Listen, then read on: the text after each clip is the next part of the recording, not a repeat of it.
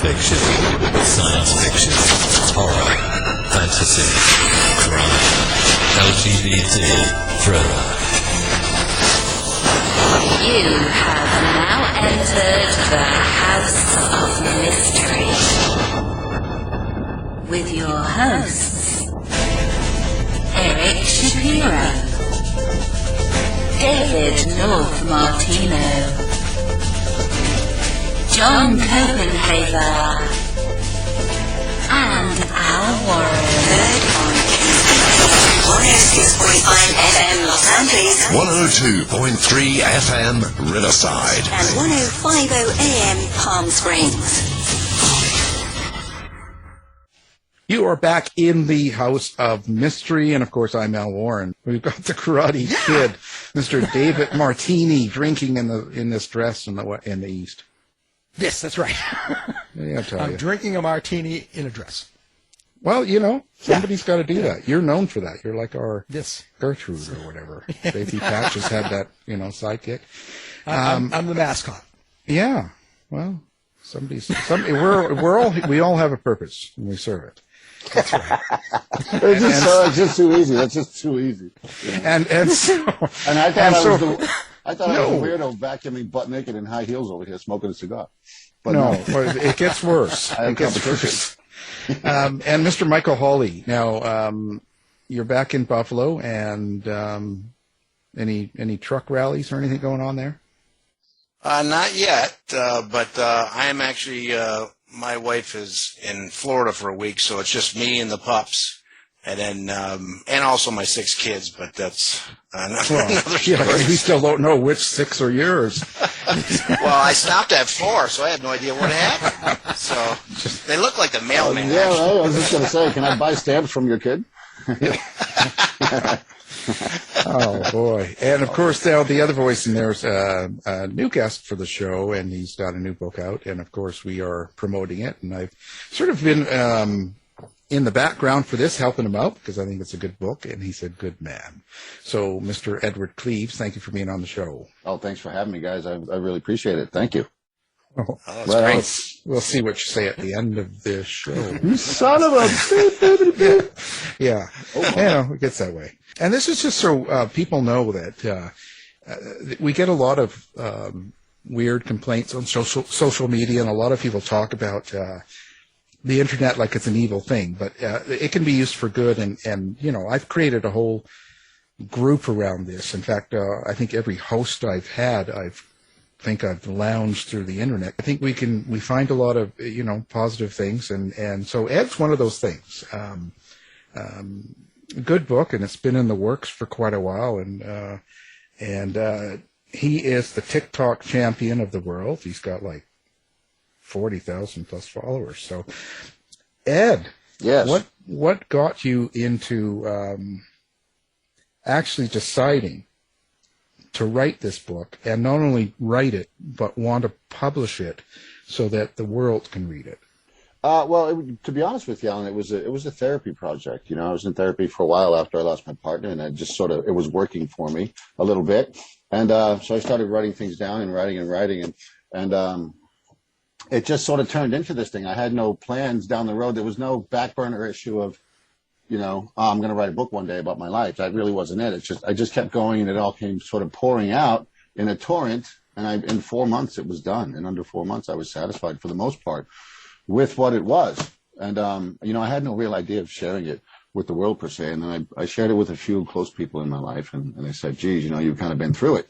Maybe somebody could benefit from it. And that sort of planted the seed for me.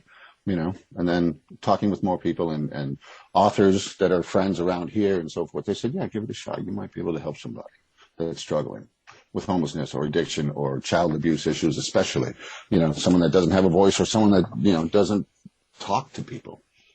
One of my colleagues at work bought it and came up to me. He read it in a heartbeat, and he came up to me and just squeezed the hell out of me. And I'm not close with this guy at all, but he hugged me and wouldn't let me go. And apparently he had some similar situations. So that's already a win as far as I'm concerned. So, it was just one of those things that I got to spit out in a torrent, and here it is. So, yeah. I think that would be tough walking around with someone holding on to you. Yeah. How am I going to wait tables with this guy clinging on to me? Right. I didn't know it was that kind of restaurant. Yeah. Thank you. Yeah, we're real friendly around here. But anyway, so yeah, that was the reasoning behind it. It's just, you know, my shrink said, look, why don't you just spit it all out on paper and see what happens? And I couldn't stop. So that was it. Yeah. It's a good thing. You know, I got a lot out.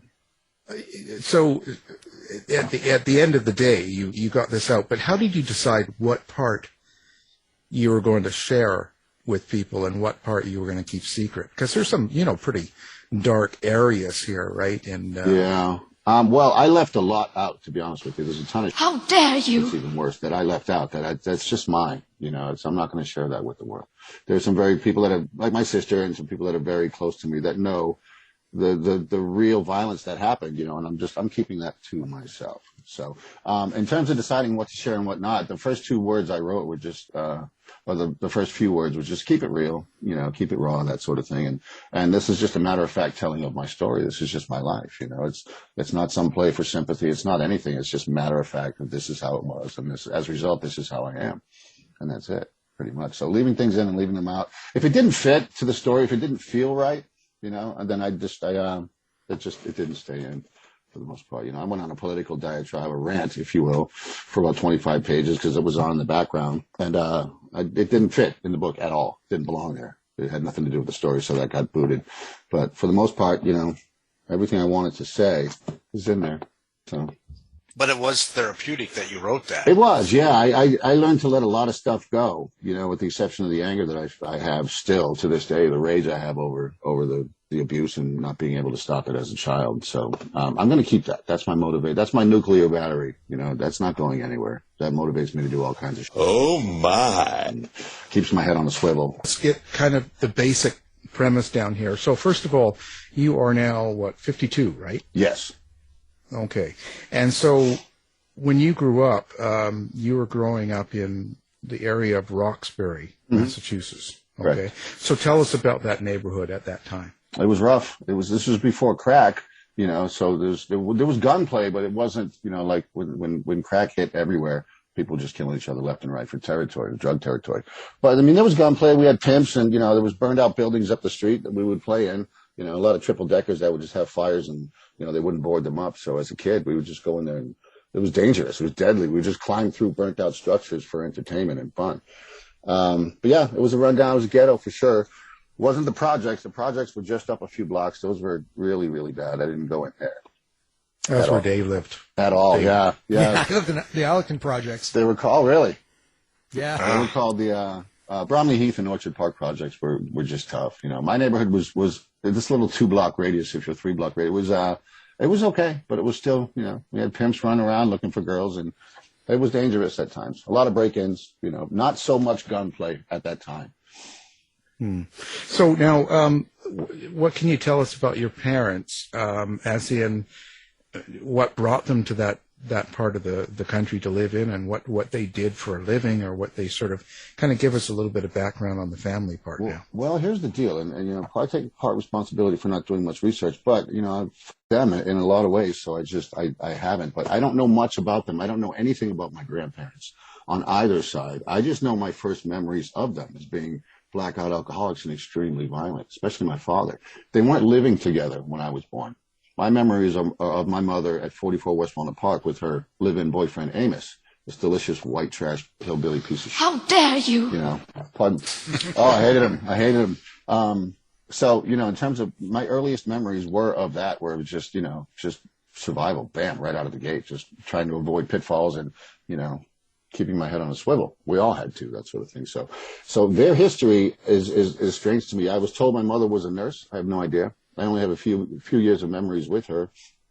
I saw some pictures of her that my sister Patty had, the oldest, and she didn't look like the, you know, lunatic alcoholic that you know she portrayed to me. You know, I hate to say that, but that was part of the truth. As far as my father goes, I don't really have any history at all. I understand he was in the military for a while, but I don't know. He was a jack of all trades. Someone told me he was a grave digger. Go figure. You know, he looked like Hannibal Lecter in that scene in Silence of the Lambs when Jodie Foster first meets him. You know what I mean? Right. He's walking down to his cell, and he turns around. He's got the jumpsuit on and his hair slicked back. I jumped out of my chair. Pardon my language. That's what he looked like, man. He looked like Hannibal Lecter, and it was just terrifying. I saw that movie. I'm like, you son of a bitch, really?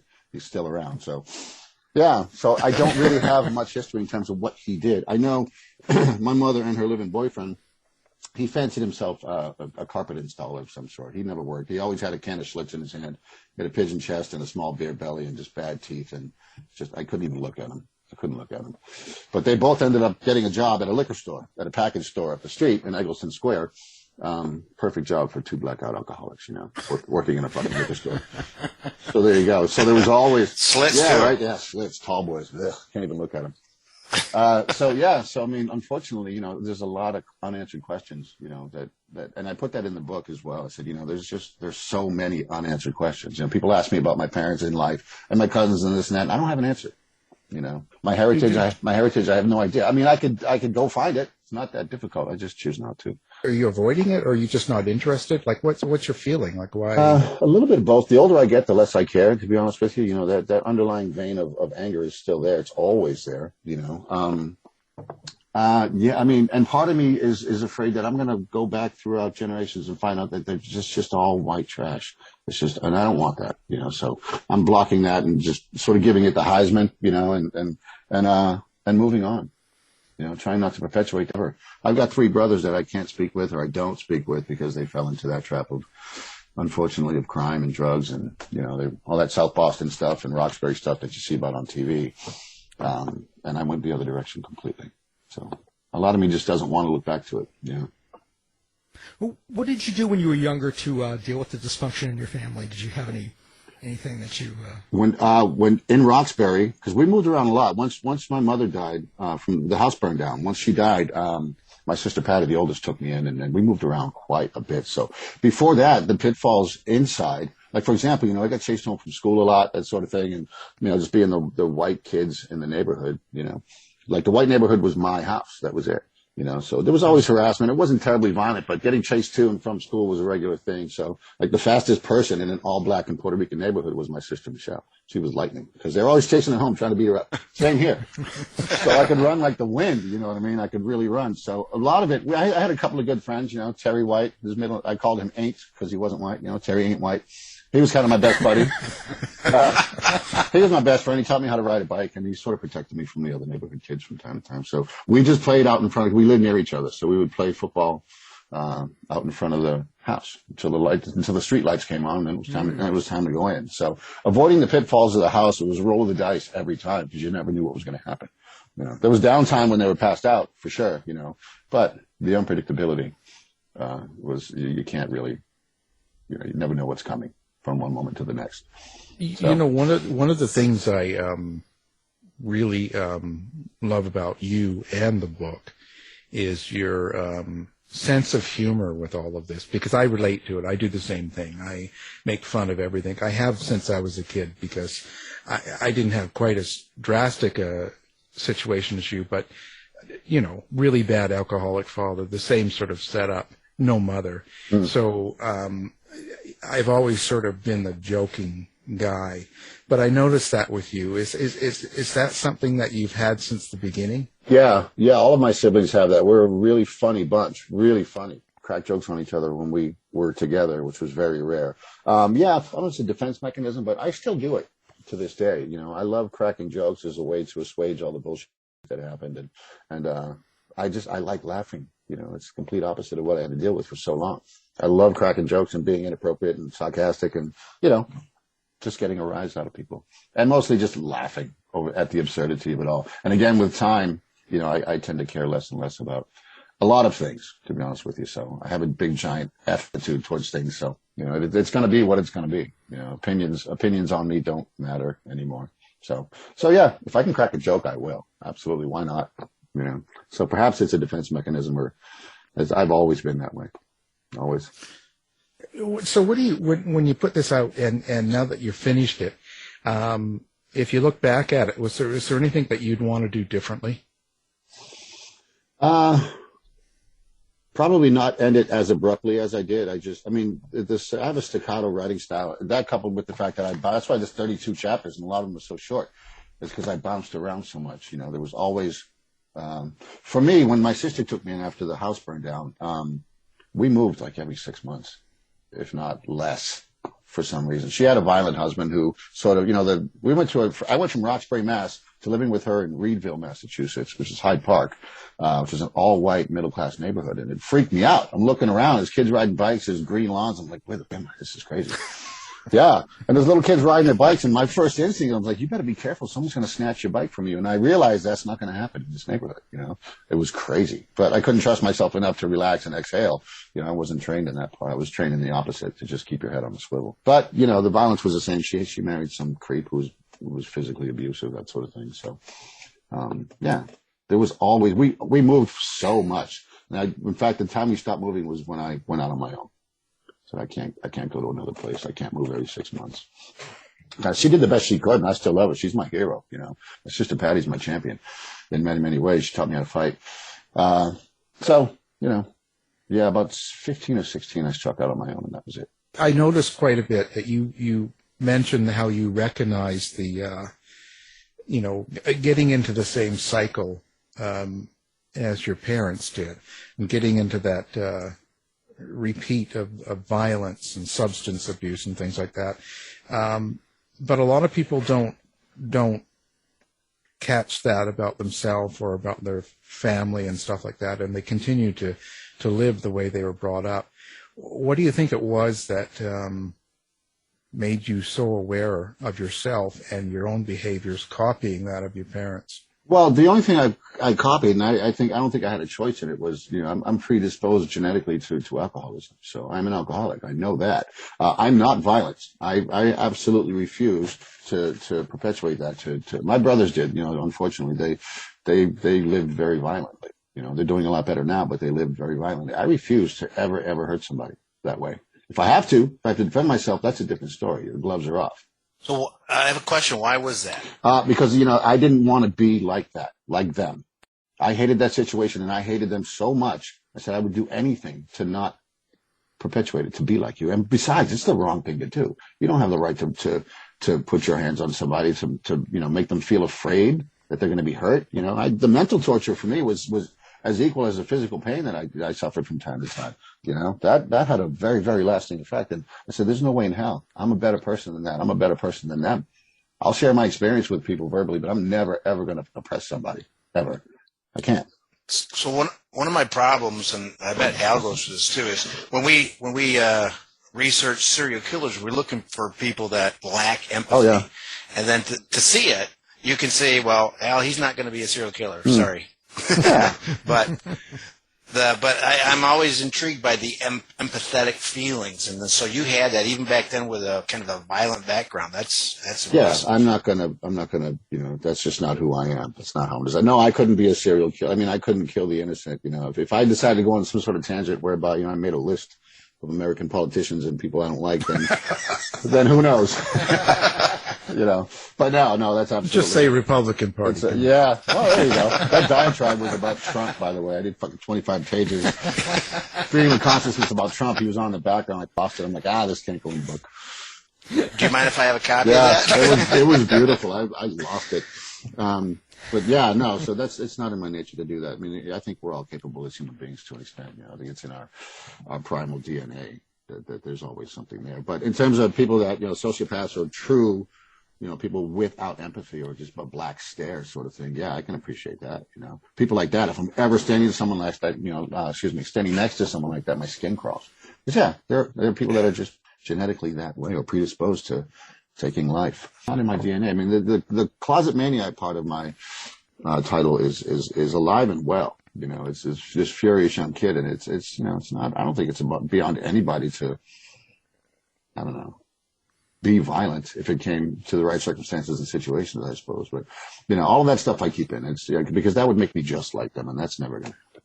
Well, you say you're dealing with still a lot of anger.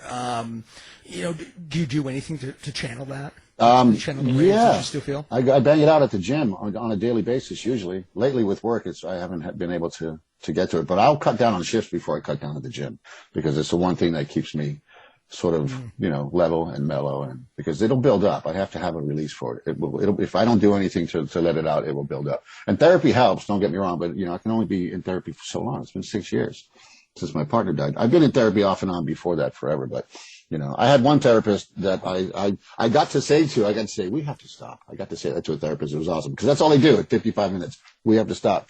Anyway, he kept saying wow in the first like half an hour. He's like, wow. I'm looking around for his degrees on the wall. I'm like, I'm pretty sure you shouldn't be saying wow all the time. Just listening, you know? And, so I don't know. I think I had one therapist that I'm pretty sure was on methamphetamine. I'm pretty sure. It was $135 an hour US. I'm like, I'm paying this guy well. We're in the top floor of this high rise, etc. It's a very fancy office. And he's just filling and looking around, kept staring out the window. There's nothing out the window. I'm like, dude, what are you looking for? I don't know. It was just strange. That's how he's spending your money. Yeah, I think so, man. I think he's waiting for a drone with his stuff to come flying by. I don't know. But, so, I mean, therapy does help, but for the most part, it's the gym. The gym it keeps me physically exhausted and mentally sharp. And it's a great hobby. I enjoy it. It keeps my body strong. Absolutely. I've been seeing the same therapist now for the last since my partner died. She was across the street from the condo that we owned, and so it was very convenient. When he was really sick and couldn't move, I quit my job and I didn't leave the house. So I became his caretaker. He was a nurse, so we got the hookup from the hospice nurses, from all of his people. We got a hospital bed for nothing. We got all the stuff we needed. His medicines, a lot of morphine, a lot of painkillers I would administer to him. We got all of it like right away without waiting for anything. So, and oxygen. So super grateful for that. So the therapist was, less than 200 meters away. So I would just jam over there when I could, when he was in good shape. And we had our neighbor would sit with him when I needed to go food shopping and things like that. But I'm a restaurant guy, so I can go food shopping in 20 minutes for several days. I'm fast. Checking out is another story altogether on the West Coast. Everybody's so slow. Jesus. I risk getting arrested every time I go to the Safeway supermarket because I call them civilians. They're just so slow. They can't move and they have time. Good for them. They're doing it the right way. But I'm like, I'm going to kill you. Clean up aisle 6. I'm going to kill you, lady. Just, I don't know. Being in the restaurant thing for so long. Yeah. I'm like, please just leave. Sorry. But I move very, very, very quickly when I need to get something done as a result of being in the restaurant game. So I got to jam over there and chat with her when it was good, and it was a good release, But she was more of a CDC, chemical dependency counselor. So her thoughts on loss and love and life, it was more of just a human to human conversation. She spent a lot of time. I think she was educated in Boston. I think she went to Northeastern. So when she throws on the Boston accent, it's wicked proper. It's great. We go back and forth from time to time. So I still see her. I spoke with her the other day. In fact, I see her, but not as often. So between that and the gym, it's I get what I need. What do you hope a person gets out of the book? Like, what's the end game here for you? So someone reads through the book, and when they finish it, is there something you're trying to tell them? Yeah, I think so. I think you asked me that question a while ago, and I wasn't really sure because I hadn't thought about it. Their buddy of mine, he's like, when I came out to him, he's like, Jesus, I can't believe it. You're so butch, so manly, blah, blah, blah. Because I guess I'm not stereotypical homosexual or effeminate in any means, in any way. If anybody gets anything out of it, I want them to know about the child abuse and, that they're not alone. There's people out there that have gone through the same. Oh my. That don't talk about it at all. Like my buddy Walter at work.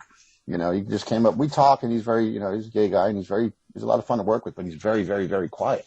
He's always really quiet, like, to the point where I look at him like, wow, that's a quiet guy. What's going on? And he just clamped onto me beginning of the shift and gave me a big power hug. And I was like, are you okay? And he was almost crying a little bit. He goes, yeah, I finished it. And he goes, I have a similar story in a lot of ways. And he said it made me feel really, really good. So, that's already a victory right there. One person gets something out of it. So, yeah, that would be it. The child abuse part, the coming out part, and having no shame about it. This is, for me, it was just a matter of fact thing. I was living on my own by 16, or less. So it didn't really matter. I didn't care what anybody thought about my sexuality. I didn't give it much thought. This is just basically how I am from nature. So I can't see how anything could be wrong with it, And I learned quickly that how people think about that sort of thing. But so if anybody gets that sort of just, some strength about coming out in their life or just dealing with child abuse issues or just moving forward unapologetically in life, everybody's got their opinions. Screw them. Who are they? People that offer or chuck opinions in your face. To me, it's kind of laughable, because a lot of times most times are uneducated, unsolicited. And, where were you when I was homeless? Where were you when I was hungry? Where were you when I was in despair? My head is buried in pain. Where were you? Your opinion doesn't matter. It really doesn't. That's how I feel. So if somebody can pick this thing up and feel a little bit better or feel a little less alone, then, my job is done. That's fantastic. So Be careful of the quiet ones. They're usually the serial Oh, killers. absolutely. Absolutely. Throwing that out there, you know. Oh, yeah. Be careful. Yeah. I wonder, but now when you work through all of this and that, and you talk about alcoholism and addiction, how do you come to terms with that?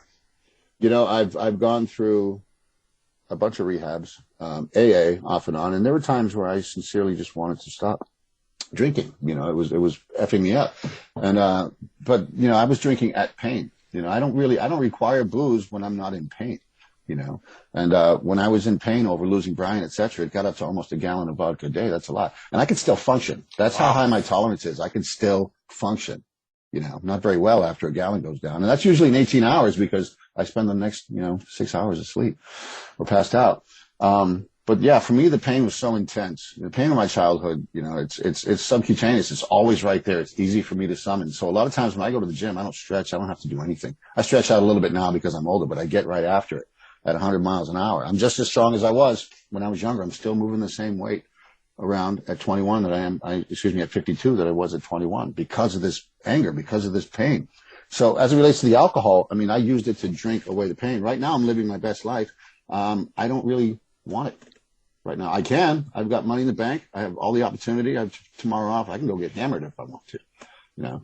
But I think the answer I'm looking for is as time goes on, you know, my body, I think, is just getting sick of it, just feeling like, how dare you? You know, because, I mean, alcohol's a depressant. So if I'm already hurting, if I'm already in despair, you know, it's a temporary relief, you know, but then the agony is so much worse when the alcohol's gone. It's so much worse. So, you know, less pain, less booze. That's how it is for me. So your partner's death, did that bring back memories or emotions from your youth? Is that what was going on? No, not really. This was, I mean, if you had met Brian, you would understand. He was a true innocent in this world. He was an absolute innocent. He was naive. He had his eyes were wide open. He had a huge heart.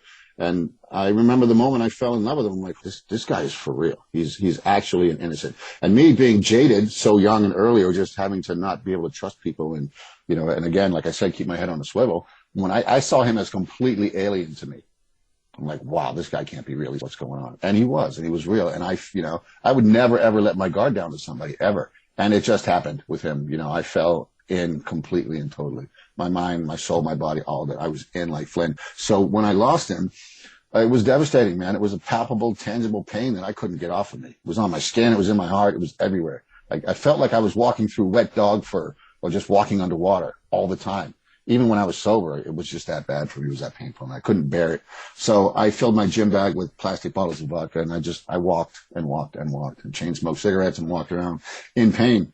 That's what I did. I mean, to sort of process it or bury it as best I could. That's what I did, you know. And time has taken some of the sting out of it, but it's still there. I still have his pictures up. I'm looking at him right now, that sort of thing. He wanted to be cremated. He was a nurse, and he saw terrible things in his business, and he said, I don't want to be buried. I want to be cremated. So he was. And his parents live in Colorado. They're still there. They're from Chicago. They're all from Chicago. They're elderly. They're in their 90s, mid-90s, and they wanted his ashes. And I wasn't going to say no. You know, just take them, of course. You can have them. Once he was gone, that was it. The ashes aren't going to mean much to me about that. I'm not that way. So, but I may erect a headstone at the cemetery up the street here soon as part of the healing process, because I really had nowhere to mourn him other than in my head. And it was just so painful that I drowned it out for a couple. I climbed into a bottle for the better part of 2 years, and I didn't care. But I sort of snapped out of it. Having that, let's say at a cemetery, the reason why my wife doesn't want one, but the reason why I want one is because I'm narcissistic. Oh, yeah. So that's a completely different issue. Well, you can have a fabulous picture of yourself carved in, you know, like on a surfboard or something. You know, that's right. Somebody feeding you grapes. Every dog in the neighborhood will come by. Oh, Jesus. Yeah, exactly. Exactly. Yeah, I haven't given too much thought about it myself. I figure, you know, when it comes to death, other than the cliche that it's inevitable, it is what it is. I'm not, after everything that's happened, I don't really fear it, especially if I was in the throes of addiction, my drinking or what have you. I could care less if I lived or died. That was it. I figured I'd get to see Brian again, you know, so to me, it didn't really matter. Part of me still feels that way, you know, but a headstone, yeah, I may do it just sort of have a place to visit. I might do it for myself. I keep going back and forth because I don't know if it's something I should just let go of and just try to move on. And, you know, and try to be happy. I don't know. I keep going back and forth with that particular idea, but yeah, I don't know if I'll have a headstone for myself, but I would like something sort of interactive. So if somebody, it's a screen that they can't see. So if they come to visit my grave, the one person maybe, my face will pop up. Boo! Son of a bitch! Scare the hell out of them, Get me out of here. Stop digging. He's still alive. You son of a bitch. You owe me $5. Something like that. But yeah, so anyway, moving forward, I don't know. I keep waffling on the idea of getting a headstone for him. I may end up doing it down the road, but yeah, I'm not sure. So, do you have any idea? This is interesting. We deal with like Michael was saying, a lot of killers and a lot of all this sort of stuff. Do you have any idea why someone like you, I can even see it myself, have a really bad young life, but you turn out not to take the negative road like a lot of people do. Like, you see so many of these shows about killers and crime people and stuff, and they've had this bad parents and bad childhood and stuff like that, and it's always sort of referred to, this is the reason. Right. What is it, do you think, that makes you different then? I honestly do not know. I don't know. I can't really say. Maybe being gay. Who knows? Because I always knew I was gay. I just didn't know what it was when I was very young. Just knew that I preferred men to women. I don't know. Maybe it's being an empath, first-rate empath. I can pick up on so much from people. I usually don't talk about that part because it was so strange to me. But yeah, it's a real thing as far as I'm concerned. I can't answer that. I think a lot of it was just seeing so much violence and being unable to stop it. I remember the moment my anger was born, and I'm glad it's still here, to be honest with you.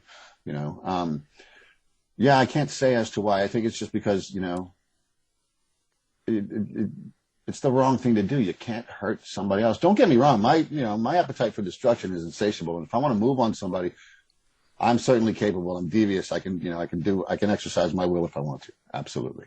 But that's not who I am.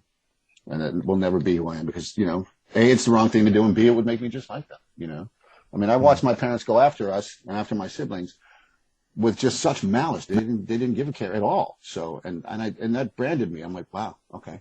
So there really are just people that are, and it's a huge firm belief with me that there are people out there that just suck, and they deserve no mercy in a lot of ways, Right. Did you ever think of, or wonder why, or ask why your mother was that way, for instance? Yeah, I asked my sister Patty. I said, was she always like that? Was she always like that? Because I had 3 older siblings that were out of the house. They made their escape all very young, 15 and 16. They all made their run for the border, if you will. And she said she was that way when she was sober. She was just vindictive, and she would do mean. How dare you? And but my top 3 siblings didn't know my brother Thomas does, but my 2 older sisters had different fathers, and they didn't know them because my mother wouldn't tell them who it was. So my mother told my sister Patty, they're walking down Center Street in Jamaica Plains. She goes, "Where's my dad?" And he goes, "It could be any one of these guys. He lives right around here." And that was it. And that was it. She would just be really, really mean. And part of me, it breaks my heart. But at this point now, at her funeral, I didn't cry. Right? She was not. I was in December, I think, of 1979. I got back from going to the movies with my brother Jim. We snuck in because we didn't have any money. The house, there were fire trucks in front of the house and a ton of people and so forth. So I ran down there, and they were pulling her away in an ambulance. I'm assuming it was her. And the house was gutted. Right? It was just gutted. It was gone. So that's when I ended up moving in with my sister Patty after that. Did you have any animosity towards your siblings for getting away? No. Oh, that's what I was getting to. At the funeral, some of my siblings were bawling. My brother Jimmy was crying his eyes out. And I looked at him. I'm like, what the f*** are you crying for? We're free. That's the way I saw it. We're free. We're out of Shawshank. We're free from that. And he was terribly upset. I felt nothing. I didn't cry. It wasn't shock. They tried to put me in kid therapy. I'm like, come on. I'm going to sit here and color for an hour. Just leave me alone. Yeah, I didn't feel, no, I didn't feel animosity about them leaving. No, they made their escape. Good for them. My sisters got pregnant very young, in their early teens, 16, later teens. So they raised kids right away. They were busy, that sort of thing, and just living their lives. But yeah, it was definitely an escape for them. So I didn't feel animosity at all. There was just, to me, it was, like it says on the cover here, it says all things were subject to change at 44 West Walnut Park. So when my brother Jimmy was the last to escape before the fire, he left. He was just gone one day. I think he went to live with my biological father, Hannibal Lecter. And, yeah, exactly. And, so no, I had no animosity. I just missed them, I miss them being around because, we would be outside all the time playing. So yeah, no. Well, Al, can we have 2 hours? we want to know more. Yeah, I'm an open book, guys. Ask me anything you like. But so it's not a pretty story, but there's, I don't, like, the gift I have is from all of that is anger. And it's again, my nuclear battery. It's how I power myself through everything, to be faster than you, to be stronger than you, to be, smarter, do my homework, do my research, just cover every angle. So that I'm farther and further away from that white trash, horrible beginning, So as far as the violence goes, no, I could never perpetuate on that to somebody or that onto somebody ever, I mean, it's in my DNA, sure. I think it's, all of us have that sort of primal thing, but I do have empathy, so I don't think I could just kill somebody for the sake of killing them. I mean, I want to. I'm in the restaurant business, right? At least once a day. I want to strangle somebody. It's like, the restaurant I work for is very expensive, and the people are very spoiled. So they come in. I liken them to, on a Saturday evening, I like Mr. and Mrs. White, I call them, and they're at home in the mirror practicing, They're dressing up, and they're like, I'll have a Chardonnay, talking to themselves, right? And then I'd like to speak to the manager, just getting ready to come in and torture innocent waiters, So, yeah, wanting to just take somebody out in the restaurant business is very common. So, yeah. Well, so where do you see yourself going now? Book's done. So what's happening now?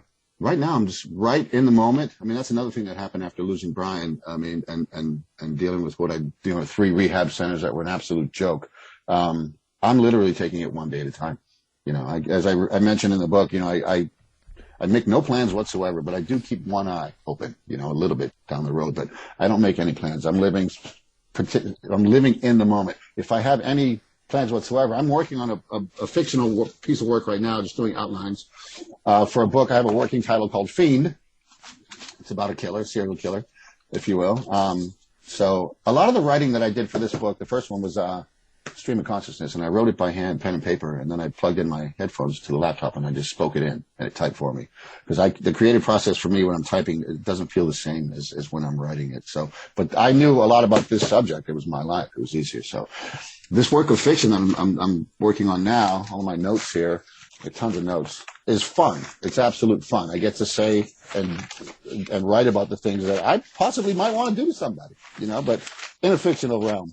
It's fun is what it is. So right now, that's what I'm doing for fun. It makes me feel really good to work on this project. So, other than that, that's it. I'm hoping to, finally enjoy the Pacific Northwest out here in terms of topography. It's so beautiful here, but I'm always working my ass off during the summer. So this summer, I'm going to take it a little bit differently. Yeah, just enjoy the summer here because there's nothing like it in Seattle.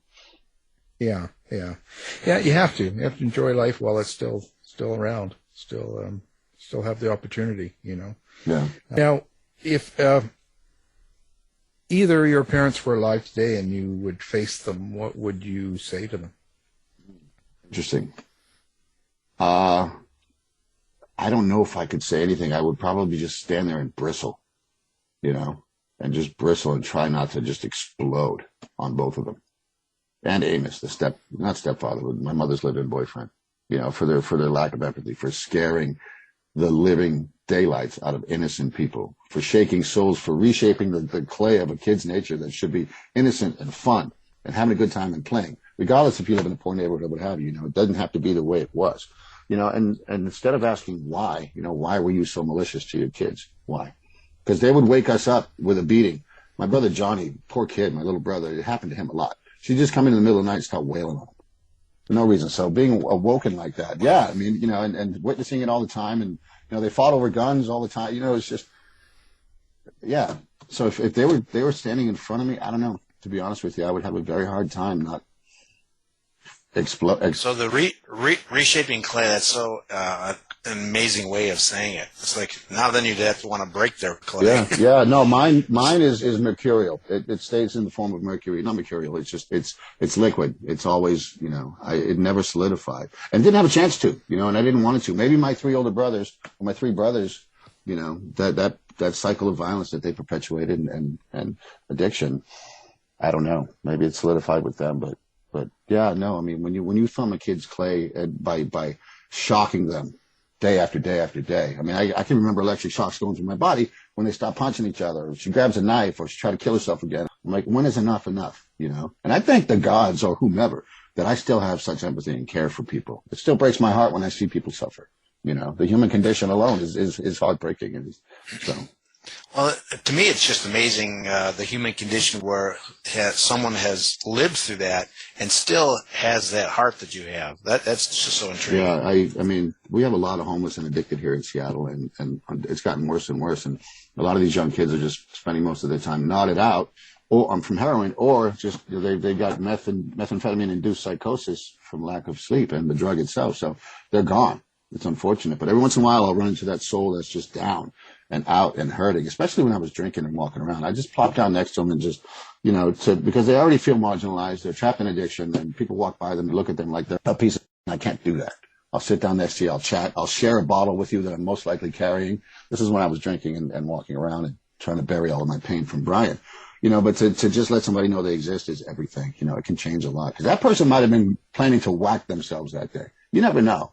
So a small act of kindness can go a very, very long way in someone's life. And I refuse to just, you know, if they're not dangerous, if they're not, you know, going through a psychosis, or if they're not knotted out, if I can see them and, you know, I can pick up on it, then yeah, absolutely, I'm going to give you some cash. And I heard people say, yeah, they're just going to use it for their addiction. I mean, probably, right? But probably not. What you've given them now is an option. They have a choice now that they didn't have before. So yeah, they may spend it for their addiction. I mean, if you're coming down from alcohol, it's the hardest drug to detox from. It's also the most deadly. You're coming down from that, you're going to do anything to assuage that pain of physical addiction and mental torture. So I get that part of it. But, you know, giving them some cash, or even my time, which is more important, gives them an option to get something to eat, or to just be out of pain for a little while. So yeah, my tank of empathy is always full when it comes to the people who truly suffer. Maybe it's because of what happened to me. Well, it's directly resulted because of what happened to me. So I could never be like they were, ever. No.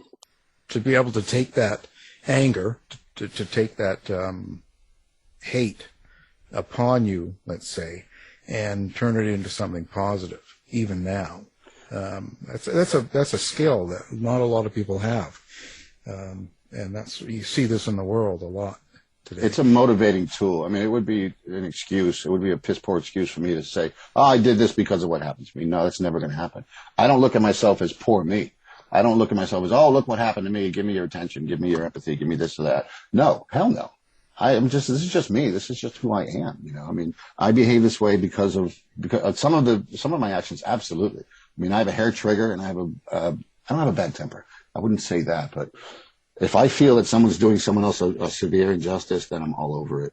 You know, I don't have to tell you, that sort of thing. So that level of anger and fury is subcutaneous. It's right under the surface all the time. And I use it. I use it to keep my body strong at the gym. I use it to keep my mind clear. I use it to get motivated to get things done. Because in writing. Yeah, absolutely. I mean, once I figured out what I wanted to do with this book here, with the memoir, it just came out. It just came flying out. So I got about 5 handwritten pages a day. Was good. I was satisfied with that. And I would do it first thing in the morning, because before the hornet's nest opens up in my head, the morning is my best time. I get up around 7:30, usually later lately because of work, and my head is clear, and I have coffee. I can feel my strength and my hope rise, and I feel, you know, really good. And then all of a sudden the you know, life kicks in.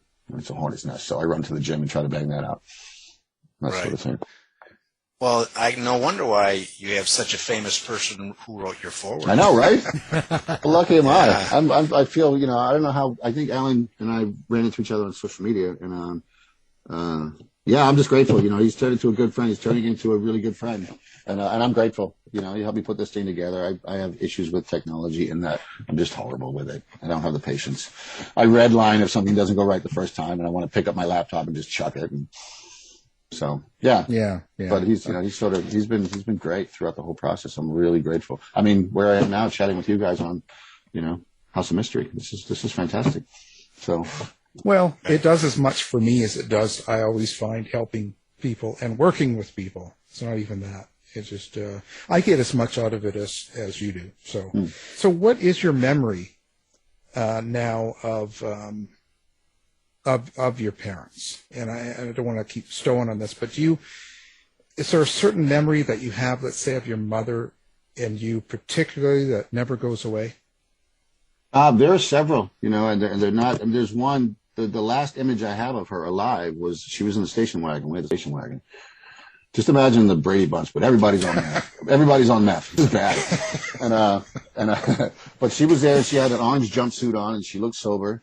And she had a kerchief on her head, as she always did. She was sitting in the passenger side, and I was taken off to go to the movies with my brother Jim, and they were going to go do something. That was the last image I have of her alive. But the other images are of her just being so beaten down by alcohol and some sort of mental anguish that she was going with, and she tried to kill herself once that I was there for. She tried to cut her wrist, and she was drinking, and the cops were at our house all the time, just all the time. It was ridiculous. We're on a first name basis with the neighborhood cops, and they never took us out. This was the 70s. They took me out, and they took my siblings out once. I got taken to foster care for a while. Best summer of my life.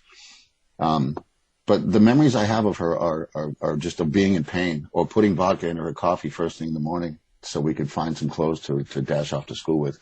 But yeah, there was just always in the throes of addiction, and some sort of mental anguish that I can assume came from addiction. So the images I have aren't exactly all that happy, but they just matter of fact, that's what it was. We did have some moments of levity. We had some fun times there, but it was always sort of just, okay, when the moods changed, it was just time to go. It was time to leave the area for me. It was time to run, basically. So, because you didn't know what was coming. We didn't know what was coming. So the unpredictability, that's where a lot of the anger came from, just the violence and the beatings and not being able to do anything about it. Mostly them fighting each other all the time was because things would smash and then someone would reach for a rifle. They had a ton of rifles. The cops never took the rifles. There's a closet full of rifles. I'm like, is somebody going to take these things? Because it's just a matter of time. And they never did, man. It was like an episode of Barney Miller or Fish, that TV show Fish from the 70s or 80s. The cops just showed up. They had a coffee. They're like, we'll just leave. That was it. They'd break up the fight and leave. So. But yeah, the images I have are mostly of that, unfortunately. But there's one decent image. But at the end of it all, where I stand right now it just doesn't matter. I mean, I don't think it did when at the funeral. I was like, let's just get this over with. I mean, I didn't hate her. I don't hate her now. But it's just one of those things. It's some sort of self-defense mechanism, I guess. And your siblings, how have they all ended up now? How are they doing now? My sister Debbie passed away from cancer right after Brian did. She didn't tell me because I was dealing with Brian. She didn't tell me she was sick. So that was a bit of a loss. She was living in Clemson, South Carolina with her daughter. They lived in Florida for a long time, and then her daughter moved up there and got married, and so she lived in an in-law apartment. But she didn't tell me. We were close. My two older sisters, Patty's the oldest, Debbie's the second oldest. And I lived with her for a little while. I showed up at her doorstep. It wasn't working out with Patty. We lived in California, so she's like, you got to go. She had gotten married, and it just wasn't working out. I wasn't happy there. And so I went to live with my sister, Debbie, but I'm not so convinced that she knew I was coming. I don't know. Patty says she told her, but Debbie seemed surprised when I showed up. I knocked on her door. She's like, who is it? I said, it's Eddie. She said, Eddie who? I said, your little brother. I had a suitcase. I think I was 14. I think I was 14, maybe, just about 14. Yeah, I didn't have anywhere to go. But so yeah, she passed away right after Brian did, and I got a little bit of notice. I got to speak with her. She was in pain for a long time, but she died young. Yeah, my sister remarried. She lives in upstate New York. She lives in Albany somewhere, or Albany, New York. Yeah, she moved from California, which was a big deal. Her kids are there. Debbie is gone. The next in line is Tommy, Butchie they call him, and then Jimmy and Michelle, and then Johnny, my younger. Those are the other four. They live on the East Coast between Vermont and Massachusetts. Addiction I saw a picture of my sister Michelle, and she was my favorite as a kid. She had such a hopeful, innocent smile about her all the time, and it was just ruined, And I saw a picture of her, and it just broke my heart, man. It broke my heart because I think the three of them struggled with addiction. I know Jimmy did, and Michelle did. Butchie, I think, is doing a lot better. He's got kids. He seems to be doing all right.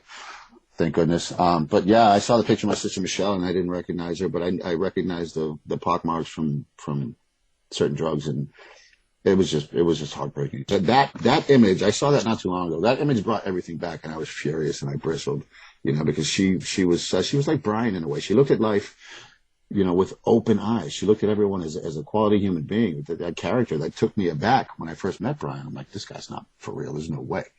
And I was convinced that good people, after my time with him, I was convinced that good people in the world actually do exist. So Michelle is, unfortunately, I don't know how she's doing.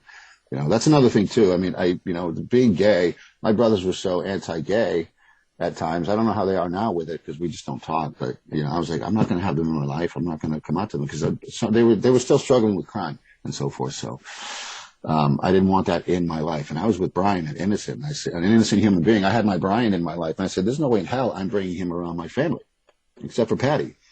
And Debbie was gone. So I said, there's no way in hell I'm doing that to him, letting him see that side of it. So the other 4 siblings, I don't know. It's an up and down situation. I don't speak with them.